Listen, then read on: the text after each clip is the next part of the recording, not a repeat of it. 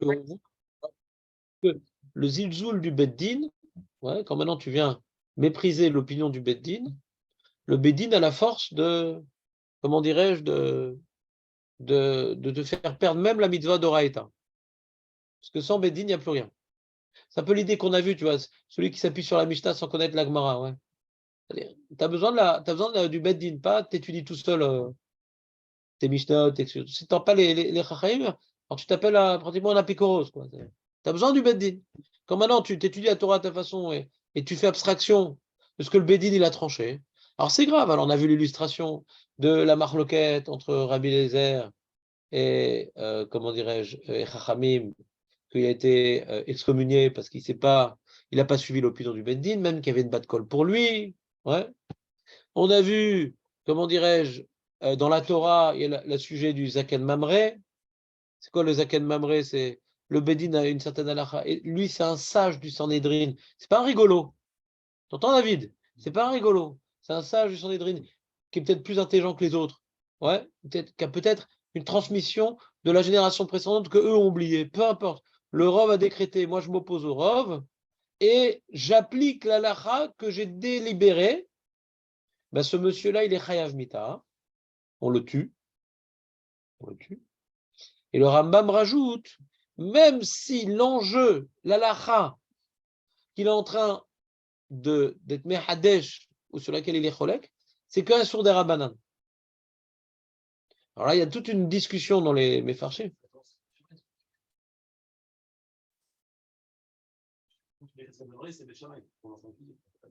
C'est ça la question de Rav Shmuel. Est-ce que Bet Shammai, ouais, c'est la discussion de Rav Shmuel dans les Babot.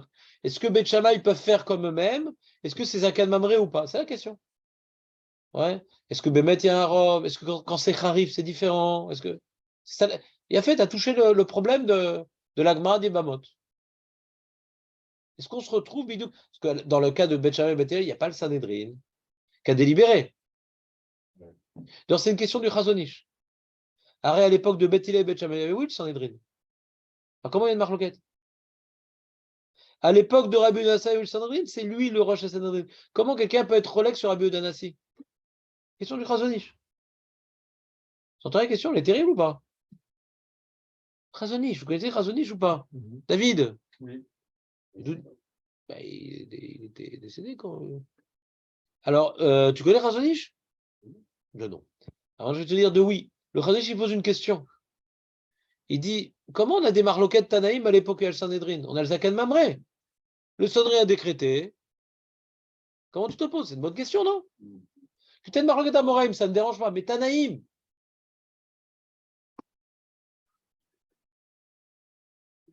si, a priori, tu vois de la question des Mamot, Bethia et Betchama, ouais, Bethia et Betchama, bon, ils sont au début, ouais. Mais on voit plein d'histoires qu'ils accomplissent leur halachot, les Tanaïm. Hein. On voit plein d'histoires, c'est pas philosophique, ouais. Pas stable, on te dit une idée, mais c'est faux, hein, dans les faits. Non, non, c'est Marloquette d'Alacha. Et des fois, les Amorim, tu vois, ils se battent. Est-ce qu'on est posé comme lui, comme l'autre? Donc, c'est pas. Dans Rabbi Tarfon, il y a une histoire. Mais dans plein d'autres histoires, il n'y a pas de méchanceté contre celui qui applique sa propre Alacha. Ouais. Dans Beth Shammai, c'est particulier. Ouais. Mais quand elle marquait Tanaïm, chacun il faisait comme lui-même. Ouais. Et des fois, la Gemara dit dans la région de là, on faisait comme ça. Dans la région de l'autre. Mais pourquoi dans la région de là, on faisait comme ça et dans la région de l'autre, on faisait comme ça? Elle s'en est drine. Il y a une seule Torah pour le Ham Israël. C'est une question terrible, ça, Eli. Alors, il dit le Chazonish, c'est tout à la fin du livre, dans la Hashmatot sur ces Pirushim sur le Rambam. Je suis tombé dessus par hasard. Pas par hasard. J'avais bien bouquiné. Et donc, il dit une idée très intéressante. Il dit que le Sanhedrin a une force de trancher la lara. Pourquoi? Parce que tous les Chachamim se réunissent au Sanhedrin et donc toutes les opinions sont représentées. Des fois, tu as une bonne svara. Ouais, des fois en shur, certains talmidim, ça peut être l'un, ça peut être l'autre, il me dit une svara. Ah oui, tu as raison. Et puis, si j'avais pris en considération cette svara-là, ben, peut-être j'aurais changé complètement ma décision finale. Et quoi, des fois, il me manquait Il manquait une svara. Donc, au Sanhedrin, on vient réunir tous les chachamim du Ham Israël. Et donc, il y en a 70. Shivim Panim la Torah. 60 façons différentes de voir les choses. Dans ces discussions de ces géants, qui sont tous réunis, après qu'on a tout entendu et qu'on a tranché, la majorité, alors la majorité, elle a un poids. Parce que tout a été entendu, tout a été dit. Mais les Tanaïm, c'était une période de persécution avec le Romain. Hein. Pas tout le monde allait au Sanhédrin. Pas tous les Tanaïm qu'on voit cités dans les Mishnayot étaient au Sanhédrin. Donc pas toutes les opinions étaient représentées. Et si l'opinion avait été dite au Sanhédrin, peut-être qu'elle aurait été déterminante, elle aurait fait pencher la balance, dit t'as raison, on pense comme toi, etc. Donc même si Rabbi Odanassi c'était Rosh Sanhédrin, mais comme les différentes opinions n'étaient pas présentes, donc il a délibéré avec ce qui était devant lui, mais si l'autre était là, peut-être que ça aurait penché la balance. Donc le Sanhédrin n'a sa force que pas parce que c'est une instance religieuse. C'est comme le Bagat, c'est une instance, ouais. Et ils ont décidé que c'est eux qui décident. Mais pourquoi on n'amène pas là-bas le Rav Edelstein, le Rav Shar, le truc, eux aussi, ils peuvent enrichir la discussion. Pourquoi on rapporte que les mêmes personnes qui sont tous pareils, qui pensent tous la même chose? Donc c'est pour ça qu'on dit que ça n'a aucune valeur, parce qu'il n'y a pas de discussion là-bas. Il n'y a aucun droit à la discussion. C'est des, comment on appelle ça? Des copies, qu'on appelle ça ouais, ils sont tous recopiés, on recopie le même, comment on appelle ça, des clones. Ouais. Donc, tu sais pas exactement s'ils ont bien réfléchi à la question, parce que d'emblée, ils ont déjà pris décision. Donc, comme maintenant quelqu'un n'est pas d'accord avec lui, avec eux, ouais, il est sur place, on va se battre sur les lois existantes, on va voir. Il y a un combat et donc il faudra faire ses preuves. Il y a une discussion. Et donc la loi qui va être tranchée, elle sera plus représentative de quoi? D'un équilibre qui a émané d'une réflexion et d'une recherche de vérité. Donc c'est pour ça qu'on dit que le bagasse ne vaut strictement rien. Parce qu'il n'y a pas d'échange possible. Il n'y a aucun échange. Alors c'est pareil dans le Sanhédrin. La Torah représente la démocratie, contrairement à ce qu'il veut nous faire passer ces gauchistes. Justement, comme la Torah représente la démocratie, même si tu es un grand rabbin, tu t'appelles Rabbi Adanassi, tu es Rabbeinu Akadosh, et tu t'appelles Rabbeinu, donc t'es vraiment, et t'es l'intelligence, et t'es la tzidkout, et la tahara, et t'es la chorma, tout ce que tu veux. Tu ne peux pas imposer ta loi aux autres si les autres, ils n'ont pas pu leur dire leur argument devant le rov du Sanhédrin. Même que c'était le Gadolador, il était plus kadosh que les autres, Rabbi Adanassi. Tu ne peux pas. Et il le sait lui-même. Il y a certaines Mishnayot où il a écrit des Mishnayot sans rapporter son opinion. Parce qu'il sait que ce n'est pas la lacha. Et son opinion, c'est l'opinion du Sanhédrin de l'époque, c'est un truc de fou. Elle n'est pas rapportée dans certaines Mishnayot. Donc revenons à l'histoire du Zaken Mamré. D'après le Rambam, si le Zaken Mamré il est cholek sur un din des Rabbanan, il est chav mita. De là, le Ran il déduit que pour le Rambam, tout din, quand tu transgresses un din des Rabbanan, tu transgresses aussi un din d'Oraïta. On apprend ça, la Gemara de Bamadlikin, ouais, de l'Otassour là-bas. Comment on dit, Baruch ata Hashem Elokeinu melech haolam, asher kideshanu mizotav et tzivanu, l'adlik ner shel Chanukah. C'est des Rabbanan, hein? Il n'y a pas Shell. Shell parce que ça se fera allumer avec de l'essence. Ouais. Alors, pourquoi on dit sois béni l'Éternel qui nous a ordonné d'allumer? Il nous a pas ordonné d'allumer. C'est les rabbins, c'est les chashmo. C'est ni à l'essence, ni au chashmal. Ouais? Quoi? Donc on voit que puisqu'Hachem a ordonné d'écouter les chachamim, on peut dire qu'on obéit à Hachem quand on écoute les chachamim. Donc c'est la même idée. Vous suivez ou pas? Ben, est-ce qu'on transgresse un sourd de Raïta? Le Ran, il est Mechadesh dans le Rambam. C'est pas obligé, on peut dire que non. Le Rambam, il dit que le fait de s'opposer au Beddin, c'est un sourd de Raïta. Peu importe l'enjeu. Moi, je partage plutôt l'opinion de ceux qui sont relègues sur le Ran. Le Ran, il dit un grand ridouche. Mais la page toute, de t'opposer à la décision du Bedin, peu importe si c'est sur des Rabbanan ou de Raïta, peu importe. Le fait de t'opposer au Bedin, c'est un sourd de Raïta. Vous comprenez? Il n'y a pas une preuve du Rambam. Vous comprenez ou pas ce que je dis? Alors c'est pareil. Quand maintenant Beth Shammai dit quoi? Tu t'opposes à notre décision? Alors tu n'as jamais fait la mitzvah? Dafka, tu fais pas comme nous. Dafka, tu as une grande souka, tu mets la table dehors. Là-bas, les Zalzel, là-bas. Et alors là, que maintenant on est dans la lacha de Beth Hillel et que normalement il faut respecter Beth Hillel et le mec il ne fait que comme Beth Shammai.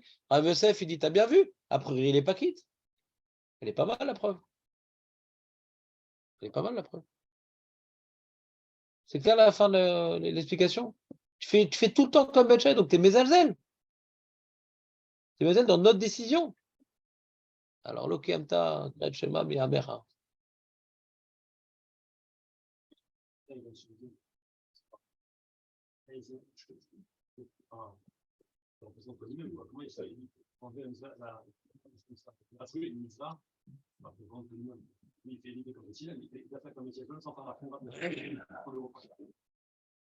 Ouais.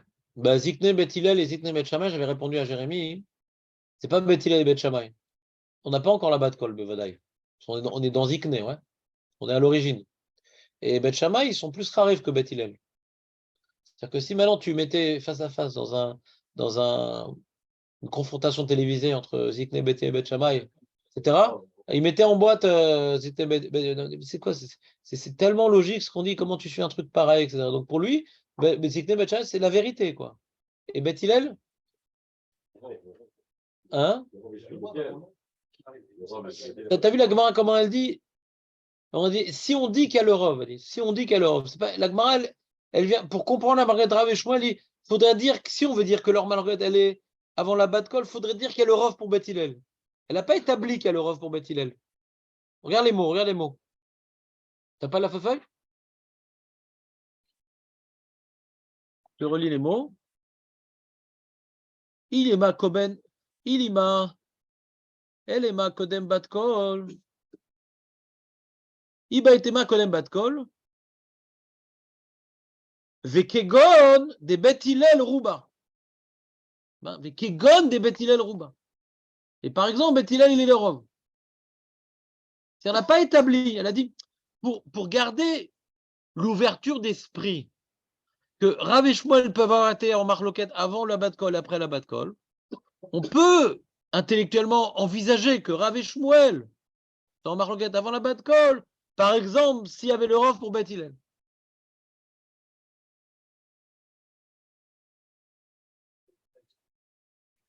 Voilà, mais on te dit, on peut tout expliquer. Parce qu'au début, la Gemara disait, bah, Rav, a priori, ça marche avec la Bat Kol et Shmuel avant la Bat Kol. C'est ce que la Gemara l'avait déterminé, ouais. Et c'est pas possible qu'ils soient en marloquette sur deux périodes différentes. Non, non, on peut tout expliquer. Mais de toute façon, je peux répondre à ta question. Que même qu'avant la Bat Kol, on peut dire qu'il y avait déjà le Rov comme Beth Hillel, mais est-ce qu'il y avait le Rov à l'époque de Zikne Beth Hillel, tu n'as encore pas de preuve. D'accord, tu n'as encore pas de preuve. Qu'à l'époque de Zikne Beth Hillel, il y avait déjà un Rov, ça, tu n'as pas de preuve sur ça.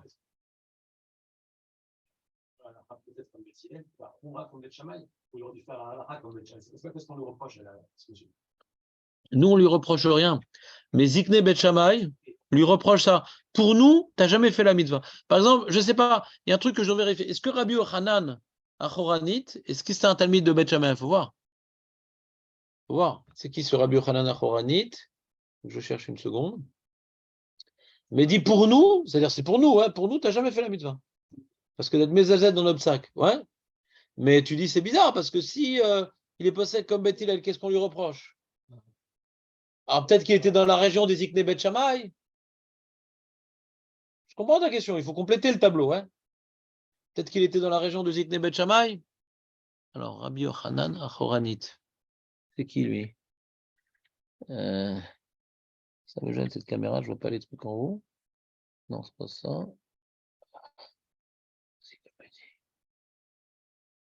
Oh. Voilà. Alors. Non, il fait pas chaud du tout. Non, non, il fait pas chaud du tout. Non, il fait pas chaud du tout. Il pleuvait tout à l'heure.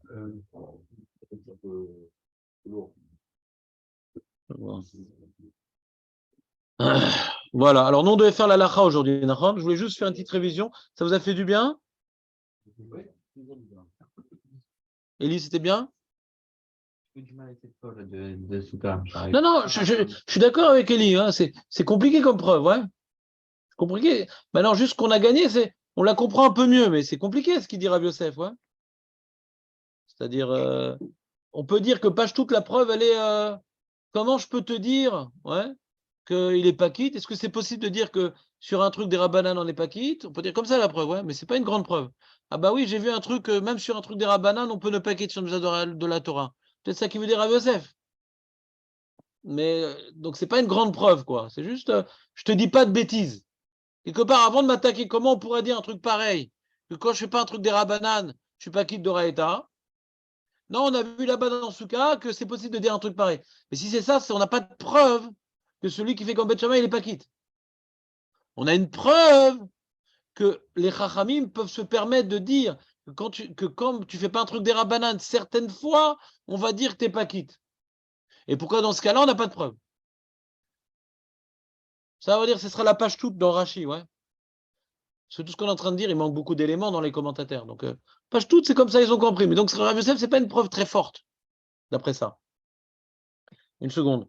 Alors, il y a marqué, comment il s'appelle? Achoranit, comment ça s'appelle? Ah ouais, Achoranit, sans Aleph. Achoranit. Ah, il n'a pas trouvé. Il n'a pas trouvé. Achornit. Achornit, peut-être même. Achornit, mais il n'a pas trouvé. Oh là là. Yochanan. Achornit.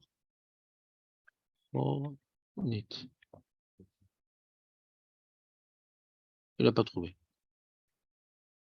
J'avais la question de Julien, mais je me suis dit peut-être que on a ramené ce que Beth Shammai il dit, c'est pour montrer aussi que Beth Shammai il a son. Si tu es Mezelzel aussi sa parole, alors il te considère juste comme si tu n'avais rien fait, quoi. Ouais. Même si c'est pas eux là à la fin, ils ont ce pouvoir aussi de faire ça. C'est ça ce que j'ai compris moi de ça. Ouais, très bien. Et tu n'as pas une preuve qu'on peut appliquer la même chose pour Kriyat Shema, mais tu as une preuve qu'on peut faire une chose pareille. D'accord. Ouais. Mais c'est pas une grande preuve dans ce cas-là. Même ce qu'on a dit dans Souka, il vient juste te répondre à la marloquette. C'est pas, on vient pas te montrer qu'il reproche quelque chose, c'est-à-dire que même s'il est, lui, il va d'après Beth Hillel, il va te montrer que la fin, elle est pas la fin, mais que ce qu'il pense Beth Shammai, quoi, c'est tout. Ah, il y a marqué, excuse-moi. On voit dans, excuse-moi, Elie, j'ai trouvé le truc. Il y a marqué Tana Bedor Rishon, Rabbi Yochanan ben Achoranit. Ah, je vais marquer Ben. C'est pas Achoranit, c'est Ben Achoranit. Jonathan.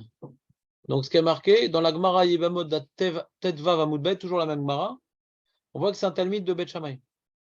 Talmid de Shammai, pas de Beth Shammai, de Shammai. Shammai. Et quoi, toi, tu es un talmid de Shammai? Tu fais comme ça? Et c'est le Rav de Rabbi Elazar Bar Tzadok et Zikne Beth Shammai, voilà. Rapporte les Gemarot où il est cité. Il n'est pas beaucoup cité. Puis c'est un talmid de Shammai. Bah, il y a Shammai, il y a Zikne Beth Shammai et il y a Beth Shammai. Shammai. Non, non, c'est facile. Non, pourquoi tu rames? Non, pourquoi? Coulon, ouais. Jette-toi un sous-marin. Si tu jettes un sous-marin, ça t'épargne de ramer. Donc, on reprend. On reprend. Shammai, c'est Mister Shammai. C'est un monsieur qui s'appelait Shammai. Et après, il avait des talmidim. Elle avait un talmid très proche de lui et tout. Rabbi Yochanan Achoranit. Bon, il a fini par tomber malade, mais quand même, ils étaient très proches. Et il commençait à avoir une cour autour de Shammai. Ah, qu'est-ce qu'il est fort ce Shammai et tout. Puis on va étudier avec lui et tout. Et ça s'appelait les Zikne Bet Shammai, les premiers, de Prums.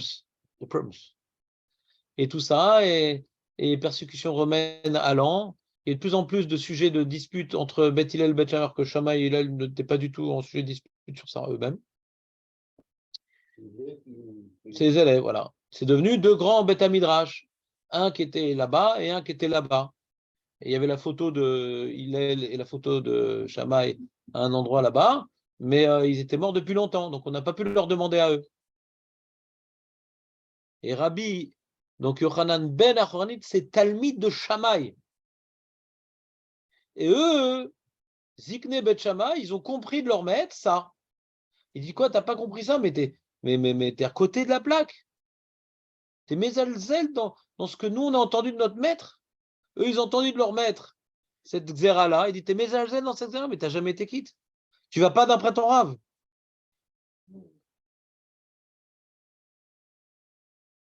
T'as changé de camp, hein? Directement. Ouais. Il y a beaucoup de littérature sur ça. Est-ce qu'il a entendu? Il n'a pas entendu? Est-ce qu'il était en train de s'assoupir pendant le show? Est-ce qu'il n'a pas révisé? Est-ce qu'il a noté? Est-ce qu'il a regardé le Zoom le soir? Est-ce que. Ouais, il y a plein de. Non, tout le monde, non. Il n'y a pas de monopole dans l'assoupissement. Il y a juste un relais. Ouais. Razak, maintenant on fait le Shulchan Aruch ou pas? Vous êtes prête? Allez. C'est pas clair? Elle n'était pas comme Beth Hillel parce qu'il n'existait pas encore Beth Hillel. Il n'existait pas encore Beth Hillel. Il y avait deux maisons, il y avait Hillel et Shammai. C'est quoi l'Halacha, elle est comme Hillel? Ce concept n'existait pas à l'époque. Tu avais Hillel et Shammai. Ah non, tu vas pas recommencer, j'ai expliqué le Sanhedrin. Le Sanhedrin n'était pas mêlé à cette affaire. Le Sanhedrin n'était pas mêlé à cette affaire. On n'avait pas accès au Sanhedrin. Les Romains avaient barré les routes. C'est ça que j'ai expliqué au nom du Chazonish. Pourquoi on n'a pas accès au Sanhedrin? Parce que les Romains, ils pourchassaient le Sanhedrin. Donc des fois, quand ils pouvaient se réunir, etc., c'était mignon, sympathique, mais il n'y avait pas tout le monde.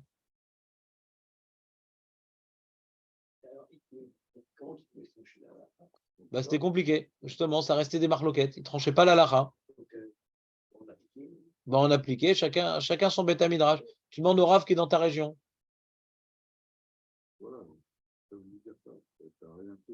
Parce que toi, tu es un talmide de Shammai. Tu es un talmide de Shammai, toi.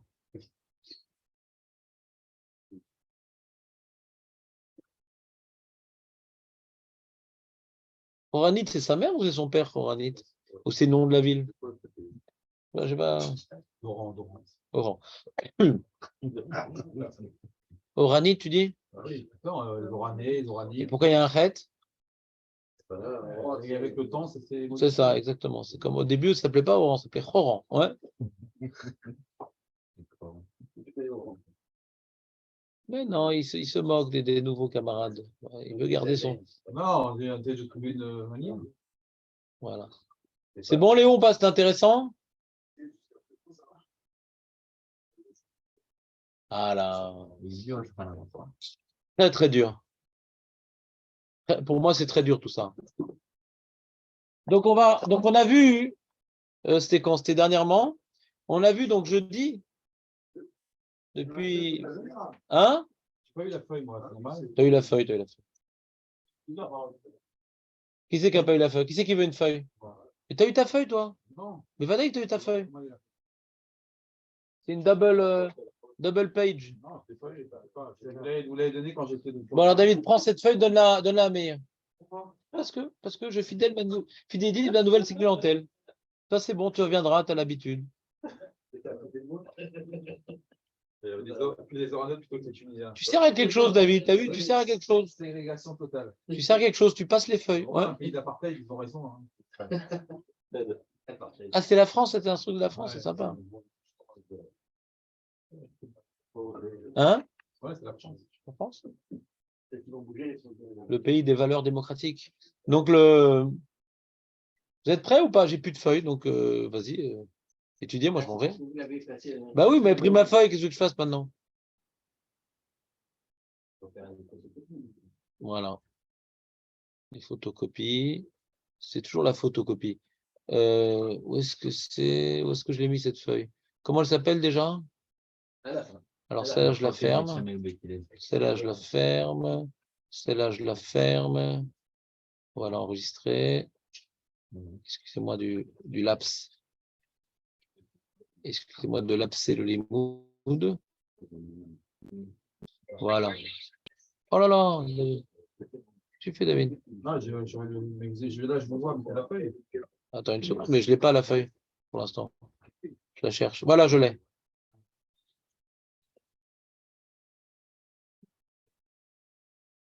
Alors, qu'est-ce qu'on a dit? Partage d'écran. Voilà, on y arrive petit à petit. Excusez-moi du laps. Partager l'écran, superbes. You got it. Et voilà. Et on va aller à la fin de la page. La fin. Donc, on a vu tout d'abord, dans un premier temps, le Rav Amram Gaon, qui nous parle d'un sujet qui est indirectement lié au nôtre. C'est-à-dire, il ne vient pas prendre la Gemara et trancher. Il ne s'intéresse pas à la Gemara tellement, le Rav Amram. Non, il vient parler d'un problème auquel il est confronté, lui, à Babel. Ce Gadol Hador du 9e siècle a été confronté à des gens qui se la jouent religieux. Qu'est-ce qu'ils font? Tout le temps, le matin, le midi, le soir, Kriyat Shema, debout. Debout comme un garde de la reine. Hop, on se met debout. Alors, il dit, mais quelle bande d'abrutis, quelle bande de débiles, quelle bande de... Donc, il les a bien caressés. Il les a rendus crève-caresse. Donc, et justifie, dans sa justification, par hasard, ça fait allusion à notre Gemara. Par hasard, ça fait allusion. Pourquoi je dis par hasard? Parce qu'en fin de compte, en fin de compte, on voit que ce n'est pas tellement lié à notre Gemara. Mais il dit que déjà, le matin, quand ils font ça, de se lever, déjà, ils ont un problème parce qu'ils font comme Beth Shammai. Et en plus, c'est des abrutis, donc, et c'est grave de faire comme Beth Shammai. Et en plus, c'est des abrutis parce que le soir, quand ils font ça, ils font comme personne. Et on voit ce qui le gêne. On pourrait dire, si on veut résumer avec nos mots, ce qui le gêne, c'est qu'est-ce que tu instaures quelque chose qui n'est pas instauré, quoi. Le soir de se lever, personne ne dit qu'il faut faire ça. Personne dit qu'il faut faire ça. Personne dit qu'il faut faire ça. Qu'on peut faire ça, ce n'est pas la question, parce que comme ils le font systématiquement, ils établissent une position à adopter pour les gens religieux. Vous, les gens du bas peuple, vous restez assis tout bas. Nous, l'élite intellectuelle, nous, les chachamim, nous, les mahmérim, on va dire le Kriyat Shema, sans se lever, en étant happé par l'unicité divine, se lève, on va rester assis comme des petits vieux qui jouent au Scrabble, se lève. Vous avez dit Danette, c'est ça, Danette, se lève. D'accord? Alors, Rav Amram Gaon, il dit, attends, vous n'avez pas commencé à instaurer une nouvelle religion, En Kas Davar. En Kas Davar. En Kas Davar. Et dans son argument, au milieu, il dit, en plus, le matin, c'est grave parce que tu adoptes l'opinion de Beth Shammai et c'est pas l'halakha. Alors on dit, pourquoi il dit ça par hasard? Parce que, qu'est-ce qu'on s'en fout de Beth Shammai puisqu'il fait ça aussi le soir? Donc on voit qu'il ne suit pas l'opinion de Beth Shammai. Vraiment, en vérité. Ces gens-là ne suivent pas l'opinion de Beth Shammai. Ils créent une troisième opinion. Que pour être Mekabel, c'est un peu comme l'histoire que quand on fait Kriyat Torah et qu'on fait les 10 commandements, il y a des mecs qui se lèvent, il y a toute une discussion, il faut le faire, il ne faut pas le faire. Où c'est écrit qu'il faut se lever? C'est quoi ce truc de faut se lever pour le... Vous comprenez ou pas? Hein? Pas tout le monde, justement. Il y a une discussion. Ce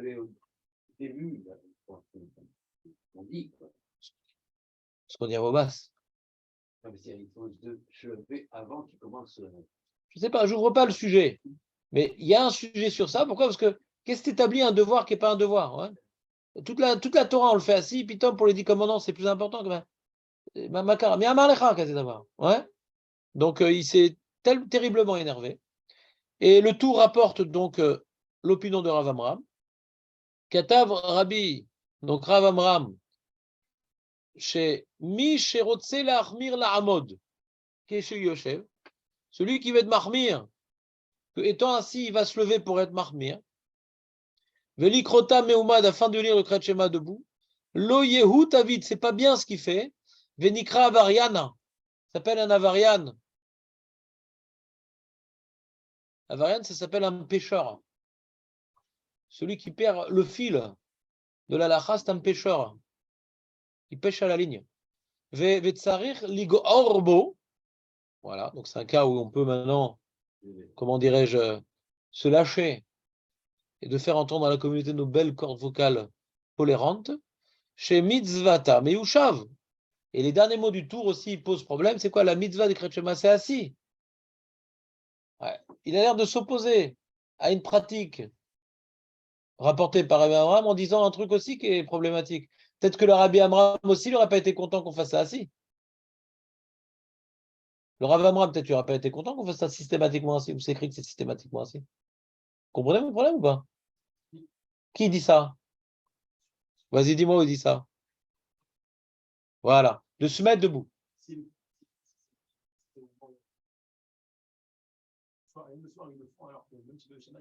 Voilà. Parce que et le matin, tu le fais, il ne faut pas le faire, et le soir, le matin aussi, il ne faut pas le faire, ça ne peut pas le faire. Et si je fais une fois comme ça, une fois comme ça? Ça marche. Ben, un soir, je fais coucher, un soir, je fais debout, un soir, un truc. Là, putain, j'ai envie de me lever. Pourquoi? Parce que je me suis rendu compte, en fin de compte, que la sèche était mouillée. Une fois, je me suis assis parce que je suis fatigué dans les jambes. Une fois, j'adopte pas une position de...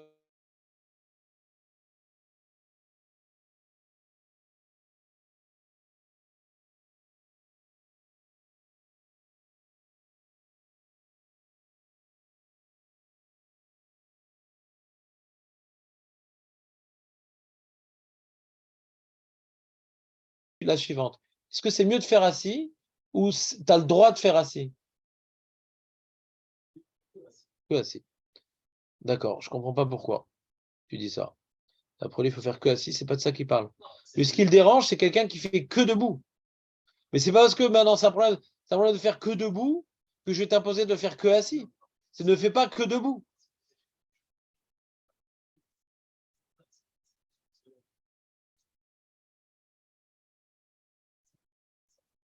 Et si j'étais debout, par exemple, pendant toute la tefila, j'ai une mitzvah de m'asseoir pour faire le Kriyat Shema? Mais non, quand tu dis maintenant, mais non, c'est ça ma question. Quand tu dis mitzvata meyushav, c'est-à-dire que quand j'étais debout, je m'assis. C'est comme on te dit, par exemple, dans Kadosh, Kadosh, Kadosh des brachot du Kriyat Shema, il y a un truc, El Pikabala, il faut faire ça assis. Même si tu étais debout, tu as t'asseoir, nachon? Il y a un truc comme ça, ouais. C'est pas dans le Ragmara, mais il y a un truc comme ça. Donc là, c'est mitzvata meyushav, nachon? Là, Kadosh, Kadosh, Kadosh, qu'on dit le Hamotze Shabbat dans Valet Zion. On s'assoit à ce moment-là. C'est pas que tu as le droit de faire assis. Ouais. C'est tu dois t'asseoir. Et là, la question est de savoir, le mec, il était debout. Pourquoi? Parce qu'il aime bien être debout. Par exemple, moi, les psoukés des Imra, j'ai fait tout le temps debout. Tout le temps debout. C'est un moment dans ma vie, les psoukés des Imra, où je suis moins en forme qu'après. Ouais. Le lever est difficile, là, c'est quand même il est tôt le net. Là, quand même. Donc, quand je suis debout, c'est plus difficile de s'endormir que quand on est assis. Il y en a qui arrivent quand même à dormir debout. Mais statistiquement, c'est plus difficile. Donc moi, Psuké Zimra, c'est tout le temps debout. Du début jusqu'à la fin. Pas pour être marmire, c'est pour être frais, quoi. J'aime bien. M'asseoir, je vais asseoir, je m'assois. Alors même si je ferme pas les yeux et tout, mais je suis plus pâteux. Je suis plus comme un poisson rouge. Donc quand je suis debout, alors ça m'aide un peu plus pour me concentrer. Voilà. Voilà, on a l'impression que non, il y a un enjeu de s'asseoir. Comment? Ah, on est plus concentré assis, tu dis? Ah, j'ai la même argument que Julien. J'ai le même argument que Julien. Que si tu dis qu'on est plus concentré assis que debout, c'est manienne que le truc hyper compliqué à être concentré qu'est l'amida, on nous a demandé de faire ça debout. Parce qu'il faut la crainte. La crainte en plus. Donc il a une réponse, Marco. Il dit que même c'est plus facile de concentrer assis, mais on peut quand même être concentré debout. Et comme dans la Mida, il faut se sentir qu'on est devant le roi, alors on va te forcer à être debout. Bien que c'est un peu plus dur de se concentrer quand on est debout. Et moi, dans le vécu, je ne vois pas en quoi c'est plus dur d'être concentré debout qu'assis, dans le vécu.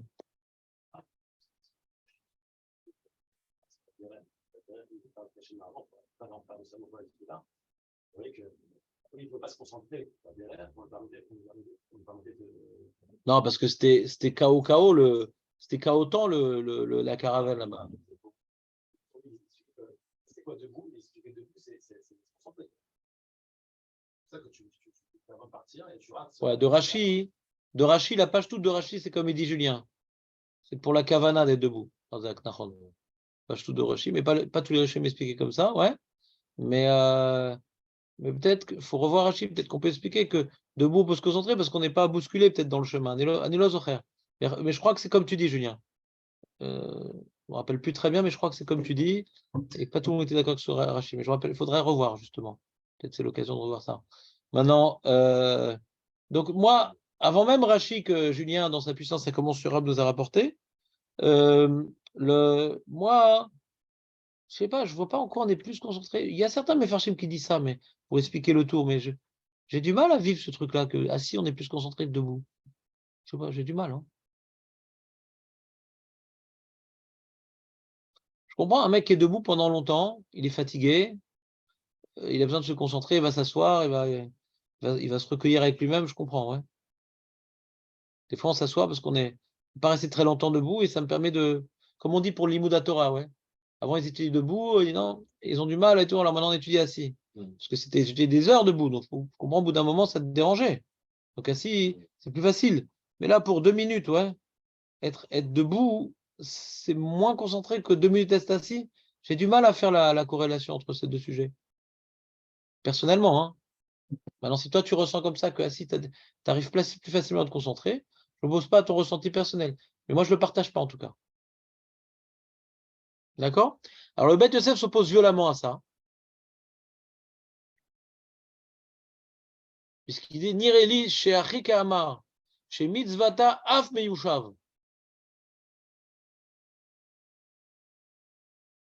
Non, ce qui veut dire le tour, c'est la Mitzvah de Kriyat, c'est même assis. Alors, pourquoi tu choisis directement tout le temps d'être debout? C'est le tour, il veut expliquer pourquoi. Il veut donner un argument que c'est mal d'être tout le temps debout, parce que la mitzvah, c'est d'être aussi assis, au même titre. Ça, tu sais, veut lire le tour. Klomar velo, kedamre bet shamay de bayom, en mitzvata ela meumad. C'est pour être méramez, c'est pour écrire de manière allusive, que pour s'opposer à Bet Shammai. Mais le matin, par exemple, dans la mitzvah aussi assis, c'est pour être sur Bet Shammai. Dans la mitzvah aussi assis. Pourquoi tu t'es mis debout? La mitzvah, c'est d'être aussi assis. Parce que nous, on pense comme Beth Hillel. Comme ça, lui, le Beth Yosef veut comprendre le tour. Alors que le Darké Moshe, c'est qui le Darké Moshe, Jonathan? C'est qui le Darké Moshe? C'est important quand même que tu saches ça, Jonathan. Parce que tu es le seul représentant de la chose. Tu as fumé du Ashkenaz? Ah, Moshe Kabetz. Très très Ashkenaz comme rabbin Farad. Non, mais dis-moi. Non, si à chaque réponse tu dis Rav Moshe Kabetz, je comprends, c'est comme le syndrome de Stéphanie du Monaco. Mais pourquoi tu me l'as sorti maintenant, là, ce Rav Kabetz? Ouais, les Khadodi. Ouais, voilà, très bien, Nathan. C'est intéressant. Les inspirations prophétiques sont très intéressantes. Peut-être qu'il y avait des origines ashkénazes grâce à ton inspiration prophétique. C'est qui le grand rabbin des Ashkénazes? C'est Moshe Service, par le Rama. Voilà. Moshe, il s'appelle. Rama. Pas Rama, mais Rama, c'est Rav Moshe Isserlis. D'accord? Et donc, son livre, il a écrit un livre sur le tour. Le Beth Yosef a écrit un livre sur le tour Le Bet Yosef, le Shulchan Aruch a écrit un livre sur le tour pour justifier sa décision ilchatique qu'il va écrire dans le Shulchan Aruch, c'est le Bet Yosef sur le tour. Sur le tour, ça s'appelle le Bet Yosef. Et le Rama sur le tour, il s'appelle le Darke Moshe. Vous avez appris un nouveau mot, Darke Moshe. Il y a le Darke Moshe à Aror et Darke Moshe à Katsar. Le Darke Moshe à Aror, il rapporte les Rishonim qu'il va suivre dans leur intégralité. Et le Darke Moshe à Katsar, c'est plus Katsar. C'est quelques mots. Alors Aror, c'est un peu comme le Bet Yosef. Et lui, il a dit ça, et leur Zaroa, etc. D'accord? Et je vous ai rapporté le Darke Moshe à Katsar parce que j'étais fatigué. Et il rapporte le Hagot Maimoniot. C'est quoi le Hagot Maimoniot? C'est des Ashkenazim. Ouais. Des poskim Ashkenazim, je ne sais plus c'est qui a écrit la Hagot Maimoniot. Ouais, malheureusement. C'est un Rav qui l'a rapporté. Il a rapporté sur le Rambam. Il dit non, nous on n'est pas d'accord avec ça. Agaot Maimoniot. Les remarques, les annotations sur le Maïmonide. Et c'est Ashkenazim qu'on a noté. Donc il y a beaucoup de hors-zaroa. Il y a Agot Ashri aussi. C'est aussi des poskim ashkenazim, bien que le Roche soit lui-même ashkenaz, qui rapporte que même que le Roche est ashkenaz, il y a des choses où on n'est pas d'accord avec lui. Agaot Ashri. Parce que Ashri, c'est quoi? C'est le Roche, c'est Rabbeinu Asher. Le Roche, son nom, c'est Asher. Donc Gad Ashri. Agot Maimoniot. Vous êtes avec moi ou pas? Des connaissances un peu general connaissances. Et donc, dans les Hagot Maimoniot, rapporté par le Darke Moshe Akatsar, il y a écrit, c'est machma là-bas, des tov yoter miusham mimomad. Donc, il n'est pas d'accord avec le Bet Yosef. Il dit que le machma dans Hagot Maimoniot, qui sera peut-être la source des mots du tour, parce que le tour, il est venu après. Il est à la fin, le tour. C'est à la fin des Rishonim, un peu, le tour. Voilà, pas là. Il est plus tard, en tout cas, que la Hagot Maimoniot. Eh bien, lui, peut-être quand il a dit que Mitzvatam Yosef, peut-être qu'il était influencé par les Rishonim rapportés par la Got Maimoniot, que non, il y a un enjeu de faire le Kriyat Shema assis. Pas que c'est permis de faire assis. À Bemeis, le Kafar Chaim, il rapporte que Karkatouf Bazoya, celui qui est zoharisant, j'en avais un qui est pris comme ça derrière moi à Shabbat, il avait une casquette blanche, des chaussettes, tout. Donc celui qui est zoharisant, ouais. Non, tout c'est Shabbat. Alors lui, celui qui zoharise, bien, il doit tout faire comme le Zohar, pas que les trucs qui se voient, même les trucs qui ne se voient pas. Et donc, lui, il va faire le Kriyat Shema d'Afka, si. Il sera debout, il va s'asseoir pour le Kriyat Shema. C'est mieux comme ça pour le Zohar. Mais le Bet Yosef n'est pas d'accord. Il n'y a aucun Inyan de faire assis le Kriyat Shema. Donc, nous avons une marque l'enquête entre le Bet Yosef et le Darke Moïse, avec le Zohar qui partage la même opinion. Est-ce que il y a un enjeu quand tu t'as fait, je t'ai fatigué, j'ai fait le Psuké Dibra debout, j'ai fait les brachas du Kriyat Shema debout, etc. Est-ce que maintenant je dois m'asseoir ou pas? D'après le Bet Yosef, non. D'après le Darke Moshe, oui. C'est bon? Vous êtes avec moi? On continue. Shulchan Aruch maintenant. C'est marrant d'ailleurs qu'il n'y ait pas de rama sur ce Shulchan Aruch. Mi sherotze leachmir la'amod kshehu yoshev velikrota meuman nikra avarian. Celui qui veut être mahmir, de se lever alors qu'il était assis, afin de faire le Kriyat Shema debout, il s'appelle avarian. Là, moi, normalement, j'aurais pu m'attendre à ce que le Rama dise, ouais, même s'il était déjà debout, mitzvah lashevet. C'est manière que le Rama n'ait pas exprimé son opinion.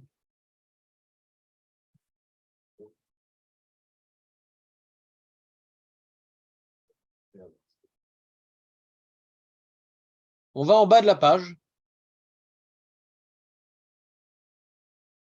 C'est bon, Léon, ou pas?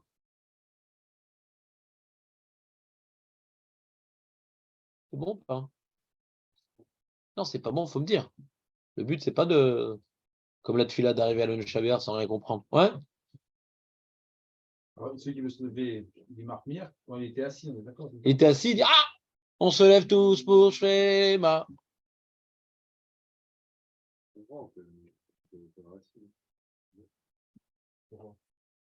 Allô? Hein? Si on veut donner une importance supplémentaire, le Rav lui donne une importance au cycle des Imra, il se lève. N'importe quoi. Ouais. Mais quel journaliste? Ah oui. Quel journaliste? Il a dit que ça Non, quand vous vous concentrez. Aucune importance. Vous voulez vous concentrer pour le schéma, il se lève. Oh là là là là. Mais t'as dit ces deux phrases complètement différentes. Tu t'en rends même Non, pas mais- compte. C'est terrible, David. Vous avez dit vous vous levez pour le cycle des Imra. Que vous voulez vous concentrer, que vous Parce que je suis fatigué. fatigué, vous voulez vous Si concentrer. c'était à midi, je ne me serais pas levé.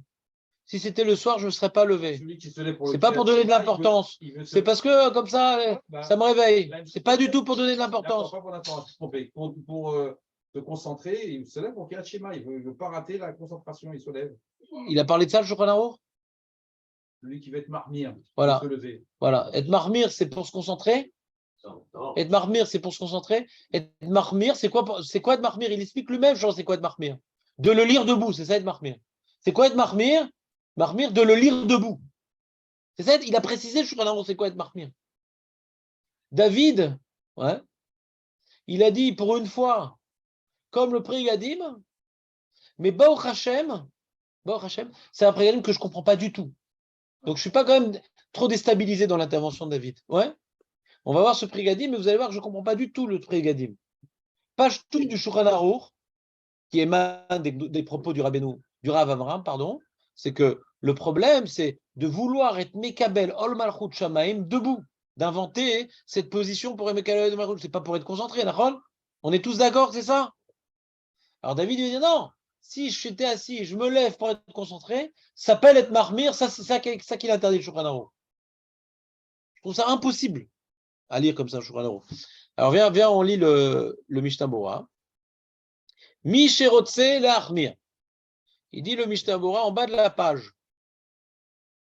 De halacha kebet Hillel.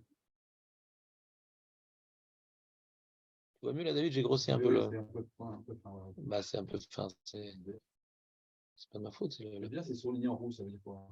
Alors, dans le programme Word, quand c'est souligné en rouge, c'est des fautes d'orthographe. Il y en a plein là. Ouais, parce qu'ils ne connaissent pas le. Les philonymes qu'on fait le Word, ils ne connaissent pas Bet Hillel, ils ne connaissent pas les Svirele, ils ne connaissent pas toutes ces expressions, ces applicorsim. Ils ne sont pas intégrés, non, en vérité, ce n'est pas des applicorsim. Ils ne sont pas intégrés dans le module de correction, ouais, les expressions toraniques et vélimoudiques. C'est un outil de travail. Word, c'est un outil de bureautique. Voilà. Et donc, dans les bureaux, tu n'as pas besoin d'écrire des phrases en araméen.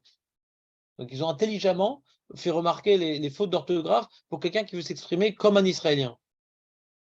Il y a peut-être un module qui existe, je ne sais pas, j'imagine pas, mais dans Word, tu peux corriger ce qui est pour lui une erreur, tu dis non, ce n'est pas une erreur, c'est ce que je fais en général. Be'alacha, kebet Hillel, desvirale, l'alacha, elle est comme Bet Hillel, qui pense. Quand dans la Torah est marqué Uvkumecha, en kavone be'amida. C'est pas pour me dire qu'il faut le faire debout, kedet bet Shammai. Quand il y a marqué Uvkumecha, c'est pas lorsque tu te lèveras, c'est tu lis à l'heure où les gens se lèvent. Et la bezman chez derer bnei adam lakum mimitatam, à l'heure où les gens ont l'habitude de se lever de leur lit. Ve'asur lo lachmir lasod kebet Shammai. T'as vu, il a repris une phrase du Rav Amram. Ve'afilu imen hakavana be'amida lasod kebet Shammai. Et là, le horaire hakavana, même si quand il se lève, c'est pas pour faire Bet Shammai le matin, mais c'est pour se renforcer sa kavana. Il était un petit peu comme ça, mollassonnant. Non, non. Il y en a, c'est tous les matins. Et il se lève pour être plus concentré pour son Kriyat Shema. Afilu ari asu. Je ne sais pas comment le prix Gadim, ici rapporté par le Mishnah Bora, il a réussi à trouver ça dans le Shulchan Aruch. Ben Beyom, Ben Bedala, même la nuit. Entends pas? Je me lève pour être concentré, j'ai pas le droit, même la nuit. Mais il est gentil, t'es qui de Bediavad quand même? Tu comprends ce prix Gadim, Julien?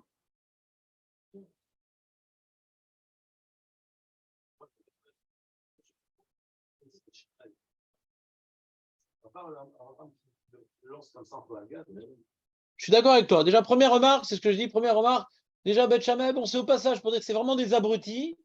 C'est que même s'ils veulent faire comme Beth Shammai, Nagid, le matin, hein, ben, c'est des abrutis parce que le soir, de toute façon, ils ne font pas comme Beth Shammai.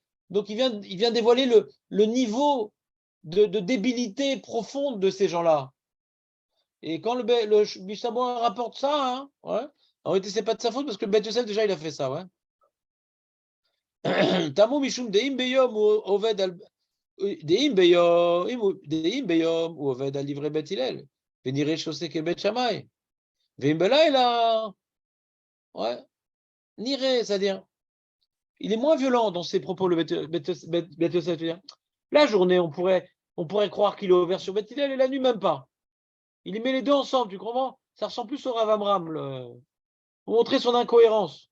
Dans le Bet Yosef, on peut dire qu'il explique l'incohérence du monsieur. Tu comprends ce que je veux dire? Mais quand le Mishnah il rapporte à ça tout seul, on ne comprend pas. Il fait comme Bet Shammai. C'est pas vrai qu'il fait comme Bet Shammai. Parce que le soir, il fait différemment. Et avec ça, le brigadier, il te dit, ah, bah, tu n'auras pas le droit de te lever pour faire le Kriyat Shema le soir pour te concentrer. C'est quoi ce truc-là? C'est quoi ce truc-là? D'où ça sort, ça? Alors, Baruch Hashem, le Ben Ishra, il est cholek, le Kafachim, il est cholek. Ouais? En kaze halacha. Celui maintenant qui est fatigué, il se lève pour faire le Kriyat Shema. Le matin aussi, il peut se lever.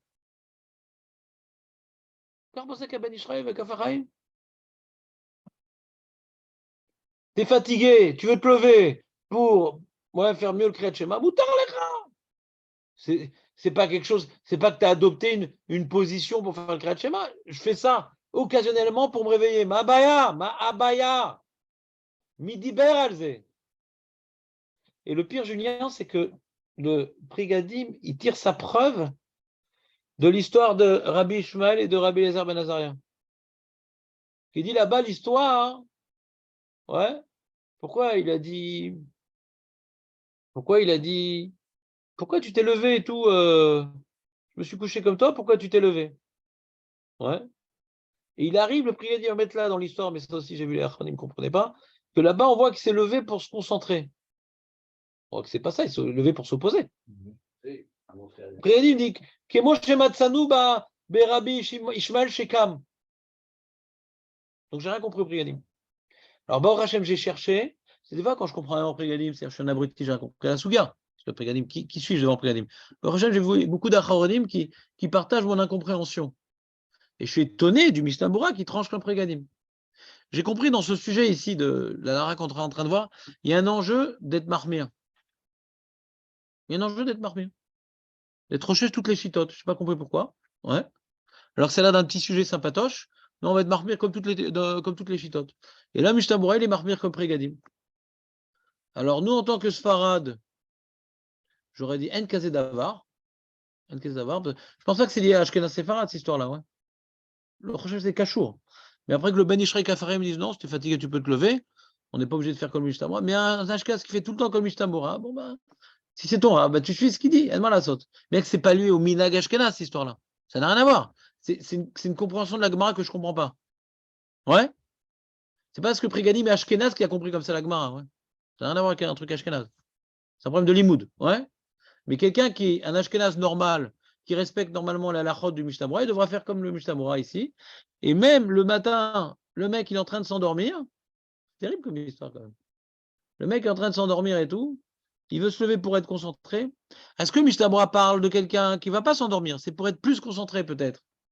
Si tu veux dire qu'il n'y a pas de marque entre le Ben Israël et le Kafarim, il faudrait dire que celui qui est en train de s'endormir va dire qu'il peut se lever parce qu'il va perdre le Kriyat Shema. Mishnah Bora dit non, pour être plus concentré.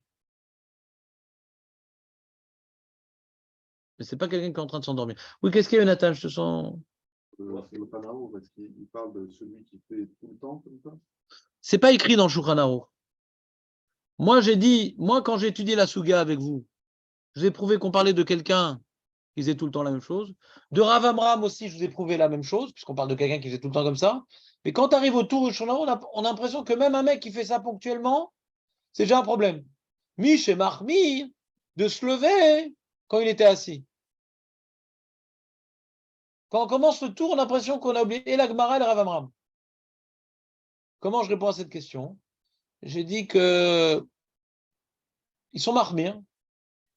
Et comme maintenant il a été tellement violent dans ses propos, le Rav Amram, le tour, il a dit, ne viens jamais adopter un comportement qui te distingue des autres, même ponctuellement. Ça recommence pas cette histoire. Il y a un peu une histoire de Lotif-Roche Matibourg, j'ai l'impression aussi. Ouais. Même ponctuellement. Sois assis comme tout le monde. Maintenant, la question est de savoir, d'accord, mais là, Rav, je suis tout le temps comme tout le monde, mais là, je m'endors. Adke d'écart, c'était la râle est grave. Là, il y a un problème de dilemme quand même. Kafarem dit non, dans ce cas-là, Vadaï, lève-toi. Et Priya dit non, même là, tu ne te lèves pas. Et même le soir. Non, parce que tu vois, le Prigadim, on ne comprend pas ce qu'il dit. Tu dis, même le soir, si tu veux être plus concentré. Tu as vu, pour Prigadim, être plus concentré, c'est être debout, Marco. Je ne vais pas insister, mais on voit que l'argument ici, que je vais me lever pour le Prigadim, c'est pour être plus concentré. Et donc, je n'ai pas le droit de faire ça même le soir. Et pour Beth Shammai, ça ne correspond à rien. D'accord ? Ça veut dire que fais comme tout le monde. J'ai l'impression qu'il y a un autre problème, c'est de changer de position. Vadaï. C'est un Sinon, autre problème. chez où Yoshev? D'accord, mais Vadaï. On va le voir plus loin dans la lacha, mais Vadaï. Parce qu'il change de position. Ouais, donc c'est important ce qu'il dit Jonathan. Pourquoi? Parce que si c'est un truc de l'Otifroche Matsibourg, bah même, donc tu pourrais pas être debout tout le temps, même fais comme tout le monde. Ouais. Là, il y a un problème que pour le Kriyat Shema, tu vas changer de position pour le Kriyat Shema. Comme dans l'histoire du peuple juif, il y a eu une histoire avec Beth Shammai qui n'était pas terrible. Après une histoire avec Rav Amram, le Kriyat Shema arrête de changer de position. On voit que le Tour, le Beth Yosef, le Mishnah, on en fait une grosse roumoie de cette histoire-là. Ouais. Mais c'est plus du tout lié à notre Mara, quoi. C'est des barrières sur barrières, quoi. C'est ça qui dit le prix Gadim. Bon, Vadaï, si tu le fais quand même, t'es quitte, ouais. On est très loin de Rav Yosef. Et sur ça, le prix Hadash, t'es pas quitte, il dit. Et sur ça, on n'a pas compris du tout le prix Hadash. Quel rapport? On est très loin de la Gemara. Il dit celui qui s'est levé pour faire Kriyat Shema du matin, prix Hadash, il n'en est pas quitte. Et là, on a vu, c'est quelqu'un qui fait ça systématiquement. Prix Hadash, il est parti très loin, ouais. Et c'était pour faire comme Beth Shammai. Donc le Mishnah, il est relègue sur le prix Hadash. Il n'y a pas de problème. On va le voir dans la suite des halachot. On continue. Il dit, allez, Achmir.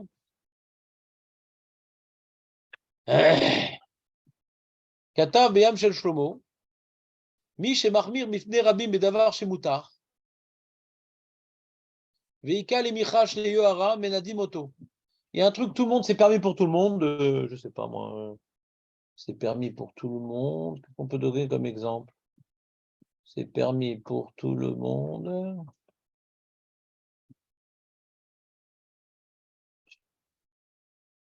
C'est permis pour tout le monde et lui il vient devant les autres, moi je fais pas ça. Donc c'est Yohara, c'est la Gahava. Alors on le met en idouille. Il veut tirer de notre histoire ça. Alors, qu'est-ce qu'il peut Ce soir, pendant la Hazar Lamida. C'est permis pour tout le monde. Je sais pas. Quel rapport? Permis. C'est permis, c'est pas interdit, ça n'a rien à voir. Il fait comme tout le monde. Hein? Non, là il fait une avéra. Il y a quelque chose maintenant qui est permis. La chouma que je fais, c'est permis de la faire aussi. C'est permis de faire cette chouma-là. Mais les gens disent, c'est pas obligé de le faire. Et moi, je le fais pour être mahmir devant les autres. Pour être mahmir, regarde le mot. Mi chez mahmir mifne rabim. Mais d'avoir chez moutar. Veika les michash, il y aura un lieu de crainte qu'il se la joue le mec. Moi, je suis un juif, vous êtes le RFRA, vous. Mais Nadim, on le met en idouille. Il compte plus dans le minyan, un truc. Qu'est-ce que ça peut être?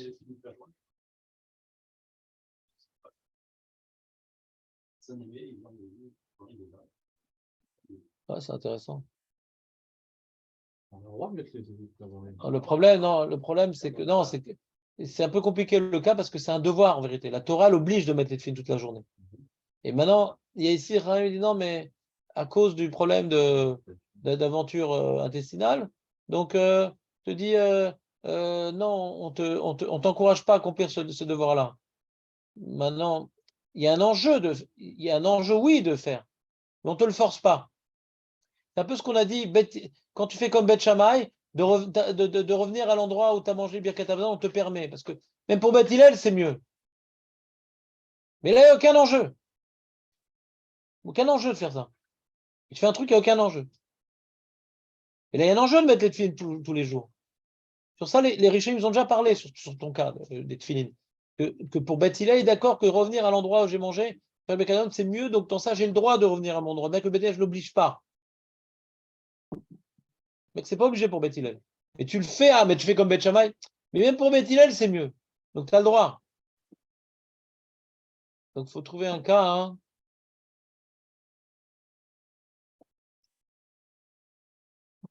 Ouais, je sais pas si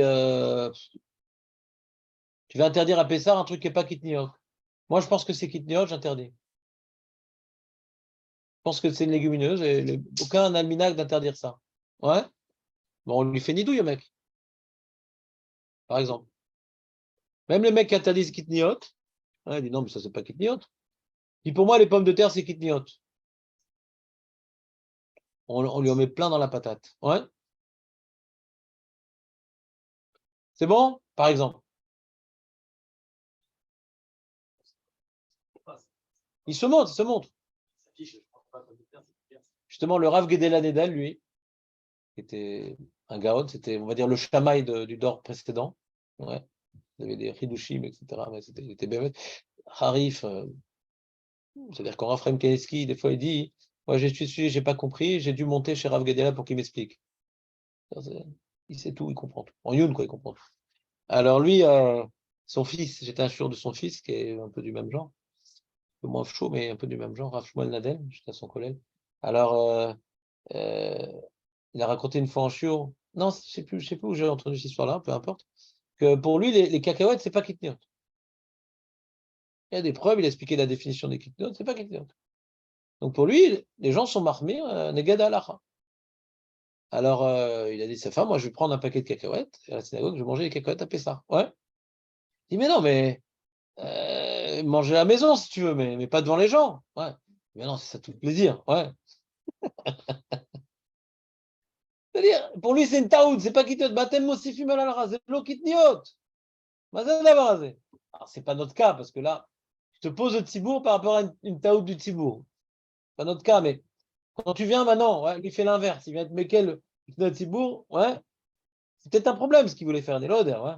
C'est un problème. Imna agou, mais lui il dit que il a vu dans le livre Aminag miefomatri ou lomatsa makom. Ouais. Bon, mais Kitsour. Les Géonim s'est permis de faire des trucs pareils. Pourquoi? Parce que lui, quand j'allais le voir, j'ai parlé, etc., il a incarné la Hanava. Donc, c'est pas de la Yuhara, c'est Avat Emet. C'est des gens d'une grande chifloute. Chifloute. J'ai l'impression que c'est un réparateur de Masgan quand tu arrives au Beth Midrash. Ouais. Non, moi, je ne pas choutoute. Ouais. Je la joue pas. Quoi. Mais nous, il ne faut pas jouer des trucs pareils parce que nous, tout de suite, on peut glisser dans des choses pas bonnes.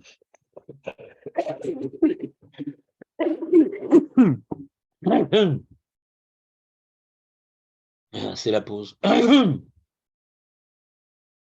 s'impose. T'es en vacances ce dimanche, David? Ouais.